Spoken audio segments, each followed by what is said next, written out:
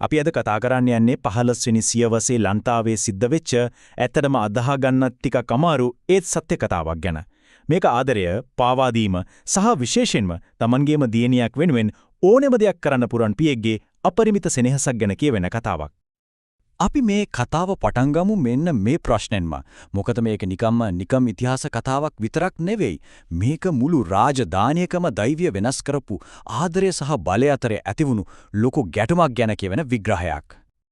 හරි, කතාවේ පළවෙනි කොටසින් අපි බලමු මේ කියන බලවත් රජතුමා තමන්ගේ එකම දියණිය නිසා මුහුණ දුන්නු ලොකුම දේශපාලන අභියෝගය මොකක්ද කියලා.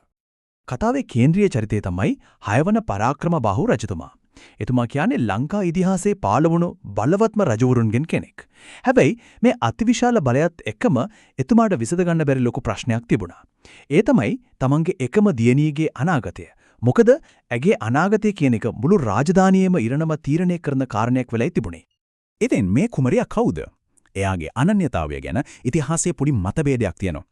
මෙතන බේනා වගේ පරවි සංදේශයේ අයව චන්ද්‍රාවතී කියලත් සරලිහිණි සංදේශයේ උලකුඩේ දේවි කියලත් හඳුන්වනවා.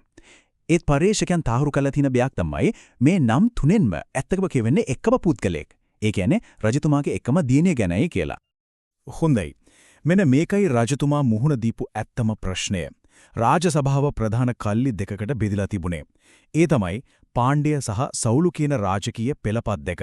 දෙගොල්ලම බලය වෙනුවෙන් නිතරම තරඟ කළා. දැන් හිතන්න කුමරියව එක පැත්තකට විවාහ කරලා දුන්නොත් අනිත් පැත්ත අනිවාර්යයෙන්ම කැරලි ගහනවා. ඉතින් සිවිල් යුද්ධයක් ඇති කරගන්නේ නැතුව දුවට සුදුසු කෙනෙක් හොයාගන්නේ කොහොමද කියන එක තමයි රජතුමාට තිබුණු ලොකුම අභියෝගය. ඉතින් මෙච්චර සංකීර්ණ ප්‍රශ්නයකට රජතුමා මොන වගේ විසඳුමක් හොයාගන්නේ නැද්ද? අපි බලමු එතුමාගේ ඒ සූක්ෂම සැලස්ම මොකක්ද කියලා. රජතුමාගේ විසඳුම තමයි සුන්දර පාණ්ඩ්‍ය කියන කුමාරයා. ඔහු තමයි මේ ගැටලුවට තිබුණ හොඳම උත්තරය. ඇයි දන්නවද?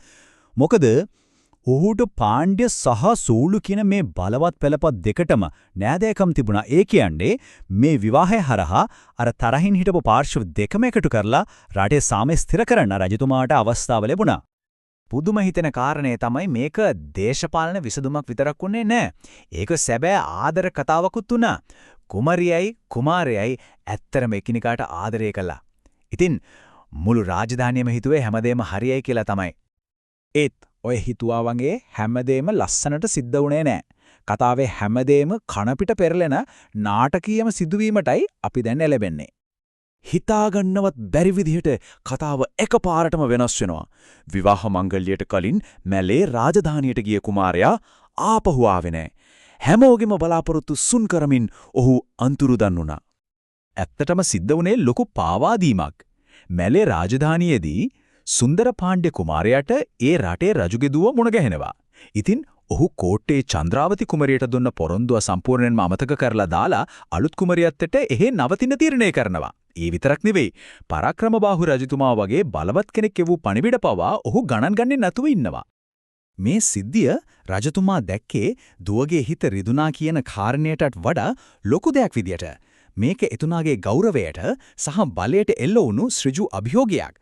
තමන්ගේ අනට පිටුපෑම කියන්නේ රජතුමාට කරපු මහා මදිකමක්. ඉතින් මේ වගේ තත්ත්වයකදී රජතුමා මොන වගේ පියවරක් ගන්නද?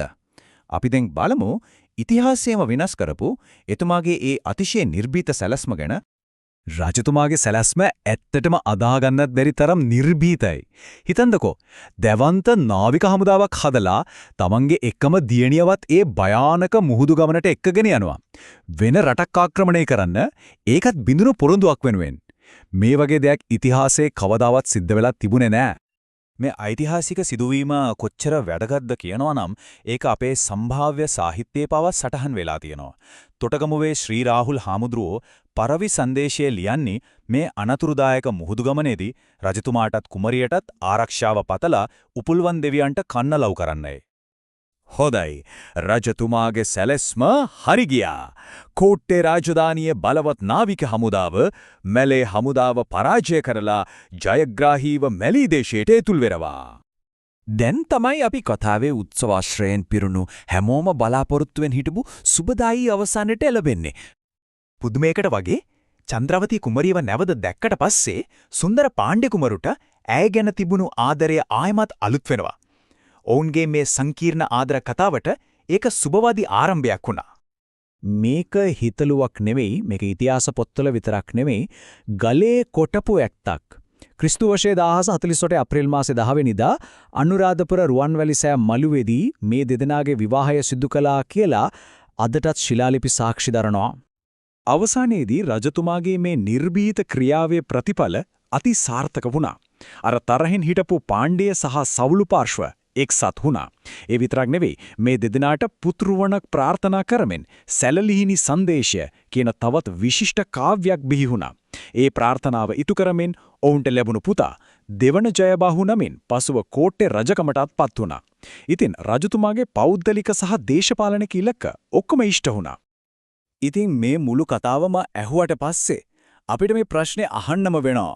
දියණියකගේ බිඳුණු හදවතක් සහ රාජධානියේ ගෞරවය වෙනුවෙන් සතපුන් දහස් ගාණක් මුහුද තරණය කරලා වෙනම රටක් ආක්‍රමණය කරපු පියෙක් සමහර විට ඉතිහාසයේ පියසෙනෙහස ගැන කියවෙන ශ්‍රේෂ්ඨතම කතාව මේක වෙන්න බැරිද?